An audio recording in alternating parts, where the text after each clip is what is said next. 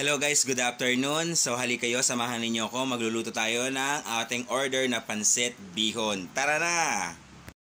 So dito syempre maglalagay tayo ng mantika. So habang naglalagay tayo ng mantika dyan, so paiinitin muna natin yan. So syempre pag uminit na yan, lalagay na natin yung ating sibuyas. Yung sibuyas po natin, kasama na po dyan yung ating bawang. So marami po akong sibuyas na ginayat. Meron pa po akong second batch na ginayat. So nilagay na natin, ayan, yung pangalawang sibuyas. So syempre i-mix-mix po natin yan. Mix hanggang sa siya po ay mag golden brown. So yan. So guys, yung pagluluto natin ng pansit, bihira lang po, hindi katulad ng mga malabon. Madalas po nag-order sa malabon. So ayan, pag okay na yung sibuyas natin, nilagay na rin natin yung ating chicken balls. So dalawa rin po yung chicken balls na ginayat ko dyan, magkaibang lagayan. So ayan, pares ko na naisalin. So syempre gagawin naman natin dyan ay piprito-prituhin po natin yan. Piprito-prituhin po natin yan. Gigisa-gisa po natin yan. So gisa-gisa po, gisa-gisa. So yan po ay bali po kalahating kilo po ng chicken balls ang nilagay ko. So kasi pang lulutuin po natin ay isang kilot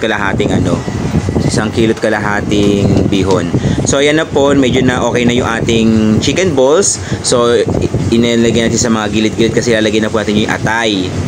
So yung atay naman po yung ating ipiprito-prito or ating igigisa-gisa dyan. So ayan, ginigisa-gisa na po natin yung ating atay. So yung binili ko naman pong atay ay 1/4 po na atay ang nilagay ko po dyan. So ayan, madali naman po maluto ang atay, no? So nilagyan natin ng konting patis para po magkaroon ng lasa yung ating atay ng manok. So ayan, so sauté uli, halo-halo lang po tayo dyan guys, para makuha natin yung tamang texture ng lasa. So yun mga ka-echos, after po nun mga ka-echos, nilagay na po natin yung pinakuluan po natin na chicken breast. At syempre nga po, hinimay ko na rin po yan nung lumamig. So ayan, minimix-mix na po natin yung tatlong sahog natin. So syempre yan po ay mas masarap po yan kung yan po ay lalayan. Diyan pa lang po ay titimplahan na po natin yan. Opo yan, titimplahan na po natin ng toyo. Syempre, tapos lalagyan din po yan natin ng yung pangpalasa talaga. Yung talagang the best sa pampalasa para sa akin was gusto yan, paminta. So naglagay po tayo ng paminta dyan. So bumili po ako ng paminta na halagang 10 pesos. Pero hindi ko naman po lahat nilagay. So yun nga, sinunod natin yung yung ginisa mix. Ay, magic sarap pala, sorry. So yan, magic sarap. So ayan na po, ilalagay na rin natin yung ating mga gulay. So ang gulay po natin ay carrots. Yung carrots po natin ay dalawang gayat din dyan ang ginawa ko. Nagdagdag na rin po ako ng carrots. Kasi nga po, nagdagdag na tayo ng kalahating kilong bihon. So ayan, ilalagay na natin ang ating carrots. Siyempre sinunod natin po ilagay dyan yung atin pong sitsaro. So naglalagay po ako ng sitsaro kasi para po sa akin yung sitsaro po napakagandang napakagandang tignan sa pansit, no po. Pero mas masarap po talaga yan kung nasa kanton. Yan po, nilagay na rin po natin dyan yung Baguio beans po. So may Baguio beans pa rin po tayo dyan, di ba? So guys, pasensya na, nakalimutan ko po talagang lagay niya ng bell pepper. Mas masarap po sana ang bell pepper. Dagdag din po yun, bango at pangpalasa. Ayan, nilagay natin repolyo. So nilagay ko po dyan repolyo, halos kulang-kulang 1 kilo po ang nilagay ko repolyo dyan. So ayan po guys, halo-halo lang po tayo, halo-halo lang po. So pag po na medyo lumambot-lambot na yung ating gulay, so yan po ay pwede na natin po yung hanguin. So pag ako po ay nagluluto ng gulay, half cook lang po. Pero yung kapag half cook po niyan, lutong-luto po yung pagka-half cook niya sa mantika para po hindi makapanis. So yun po yung technique ko po. Ayan, inaano ko na po sa inyo binigay ko na po sa inyo isang technique ko. So pasensya na po kayo, medyo mamantika po talaga akong magluto kumpara sa maalat. So ayan po. So ayan, lalagyan na natin siya ng yung ating pinakulo ang manok, yung sabaw po yan, yung pinakulo natin ng manok, yun po yung sabaw. So syempre lalagyan pa rin po natin ng additional na tubig kasi nga po kulang po yung pinampakuloan ng manok.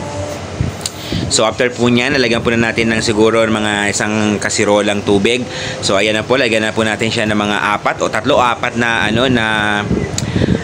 na sandok na toyo. So ayan, alam ko mag-add pa ako ng isa dyan. So ayan, nag-add pa tayo ng isa. So halo-halo lang natin. So syempre lalagyan pa rin po natin siya ng isang magic sarap para po mas malinamnam. So ayan, 'di ba? Tsaka lagyan natin ng paminta po 'yon, yung ating sabaw para po mas malasa. Tapos yan naman po, ang ilalagay naman po natin dyan ay yung ating celery. Ayan. So hindi po kinja yung nilagay ko. Ang nilagay ko po ay celery kasi mas malasa po ang celery. So ayan, so hinalo-halo ko lang po, minix-mix ko lang po yan. Tapos ilalagay na po natin yung ating dalawang chicken cubes. Ayan, so yan yung talaga magbibigay ng linamnam o lasa lalo na po sa ating sabaw ng ating pansit. So ayan, so halo-halo lang po yan. Tapos yan, tatakpan po natin yan. Tapos po, pag natakpan po natin yan, pakukulan po, ayan, nilagay na po natin yung ating sitcharon. Naglalagay po ako minsan ng sitcharon sa ating pong sabaw ng pansit para po mas malinamnam. So yan, tatakpan po uli natin. Papakulaan lang po natin yan. So yan, medyo mainit po yan. Napaso po ako, kaya kumuha ko ng panghawak. Ayan, kumukulo na. So ilalagay na po natin yung ating mga bihon. Ayan po 3 balot po na bihon yan. 1 kilot kalahating bihon po yan. So ang order lang po sa akin guys ay isang malaking bilao dahil nga po yan ay sa gawain ng Panginoon sa aming iglesia. Mga kababaihan po ngayon ay may fellowship. So dinagdagan ko na po, ginawa ko na pong 2 bilao.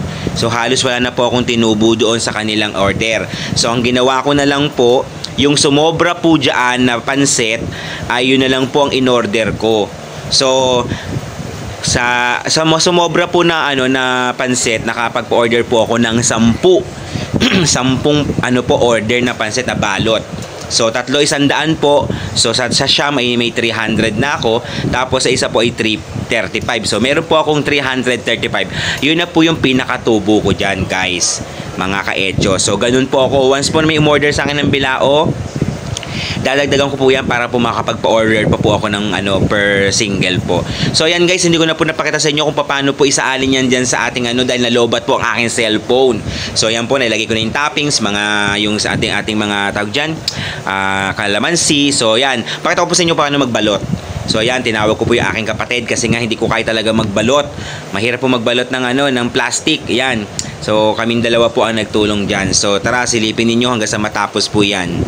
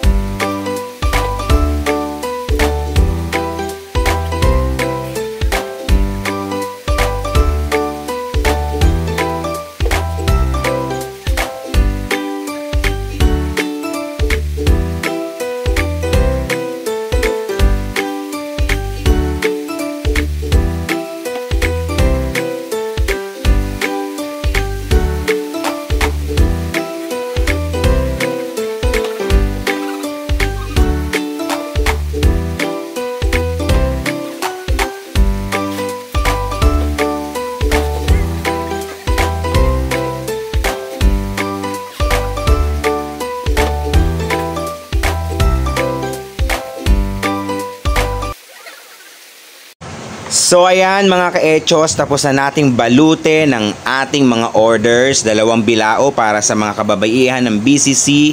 Maraming salamat po.